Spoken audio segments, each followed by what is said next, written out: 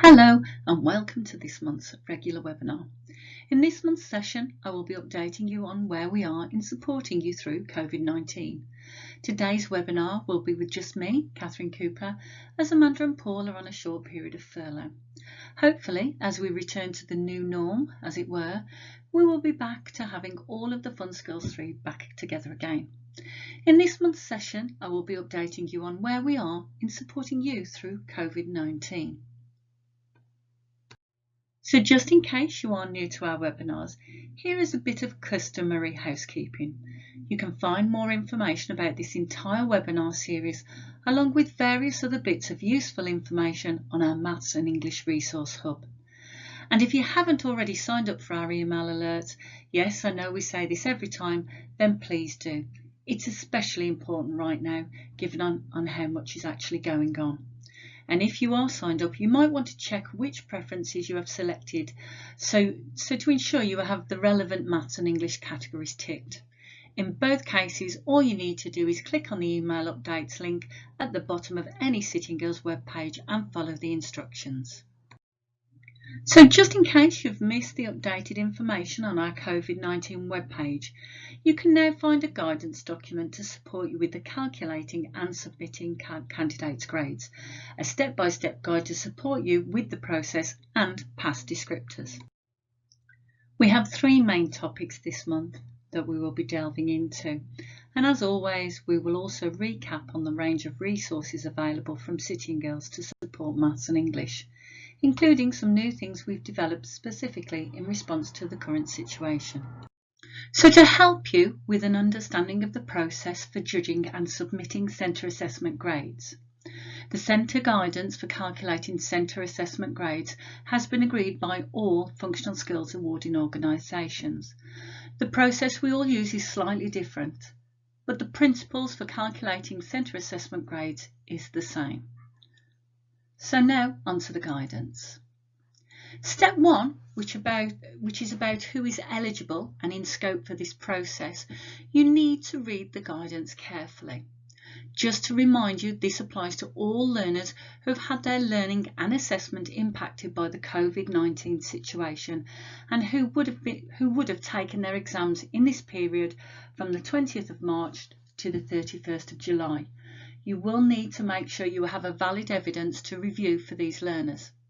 Step 2 is making sure anybody who is involved in this has read and understood the guidance, and by the guidance we mean the functional skills subject criteria for 3748, the subject content for 4748, and the Sitting Girls guidance for determining centre assessment grades and the past descriptors which support making judgments at level 1 and level 2. The past descriptors are provided to help you understand the past standard for each of the skills at level 1 and 2. We are hoping to release the FAQ shortly, and we will have links to all of these documents. The recorded presentation will also have links to make things easier for you. Step 3 is where we're expecting you to support your judgments with valid evidence and evidence which you are able to access and review. You need to have evidence to support your judgments for each learner for each component. The guidance document explains different sources of evidence, what we mean by valid evidence. Step 4 is the guidance document explains the process of how you go about making judgments. Do listen to the recorded presentation which goes into more detail on how to do this, which is also due to go on the website this week. Step 5 is about standardisation, where more than one teacher or tutor teaches the learner. They need to work together on judging the centre assessment grades for learners they jointly teach and how to standardise. Step 6 explains the process for checking and signing off the centre assessment grade submission. There is a more detailed document covering all aspects of submission and what is required on the declaration form, which is also due shortly.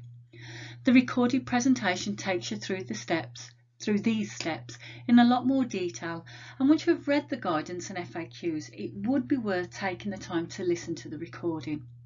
Just to note, you may need to listen to it more than once, and you will need to ensure everyone who is involved in the process listens to it also. We aim to have a recorded presentation for each of our Maths and English qualifications where calculated grades are the agreed mitigation. In terms of what's new, I have just referred you to the presentation which will be available on the website. FAQs, which are coming soon, have been compiled in response to your early questions, which will be helpful. Please keep them coming in. Letter to Learners is to support you to manage any queries you might get from learners about this process and why they are not taking a live exam as they might have expected to. These will be with you as soon as we can get them onto the website. And also, just a reminder, this process applies to both legacy and reformed functional skills at all levels. The last certification for 3748, which has been extended, so learners planning to complete the legacy qualifications within this window can still receive a calculated result.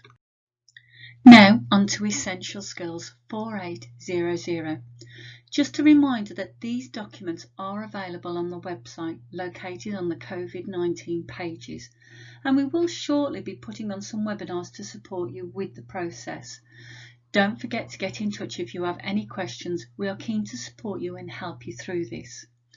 We will be holding a webinar next week to update you for Essential Skills 4800, and links to the register are included on the slide. Moving on to Essential Skills 3868. We are hoping to update the FAQs with some more recent questions. Some of these have been agreed by all 4 awarding bodies. The guidance documents are live, we do update them, and we will put a table inside that tracks the changes in the document so you can actually see what has changed. We are currently working on some amendments at the moment. Just keep your eyes peeled on the Covid-19 webpage for some updates to Essential Skills this week. We will update the FAQs along with letting centres know when we have done this. There will also be a webinar next week to update you for Essential Skills 3868. We are due to publish our mitigation for ESOL today, along with a guidance document to support you. Our primary approach is for calculated results. We have also a webinar next week for 4692 on Friday. Again, the links are on the slide.